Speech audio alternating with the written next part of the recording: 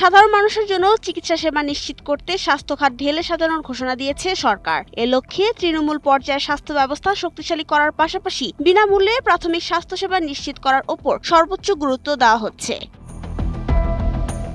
রাজধানী ও বড় শহর কেন্দ্রিক চিকিৎসা ব্যবস্থা থেকে ধীরে ধীরে সরে এসে জেলা, উপজেলা ও ইউনিয়ন পর্যায়ে আধুনিক স্বাস্থ্যসেবা পৌঁছে দেওয়ার পরিকল্পনা নিয়েছে সরকার। এর ফলে চিকিৎসার জন্য গ্রামের মানুষকে আর শহরমুখী হতে হবে না। পরিকল্পনা অনুযায়ী উপজেলা হাসপাতালগুলোকে 101 শয্যায় উন্নীত করা হবে। সেখানে আইসিইউ, জরুরি বিভাগ, ইনডোর আউটডোর সেবা, আধুনিক প্যাথোলজি এবং নারী পুরুষ ফিজিওথেরাপিস্টের ব্যবস্থা থাকবে। প্রতিটি ইউনিয়ন ও শহরের ওয়ার্ডে প্রাইমারি হেলথ কেয়ার ইউনিট গড়ে তোলা হবে।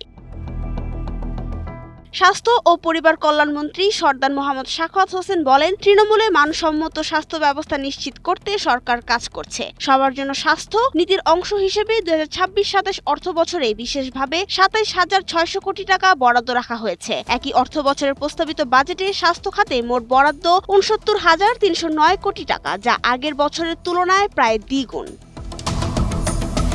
সরকার 5 জেলায় 25 লাখ ই-হেলথ কার্ড বিতরণের পাইলট প্রকল্পও চালু করছে, যাতে রোগীর চিকিৎসার তথ্য দেশের যে কোনো হাসপাতালে পাওয়া যায়। এছাড়া শিগগিরই 5,000 চিকিৎসক ও 1 লাখ স্বাস্থ্যকর্মী নিয়োগ, আগামী কয়েক বছরে 25,000 মিডওয়াইফ নিয়োগ এবং 5টি 200 শয্যার বিশেষায়িত শিশু হাসপাতাল চালুর পরিকল্পনা রয়েছে। নাবিলা রহিম, সময়ের আলো।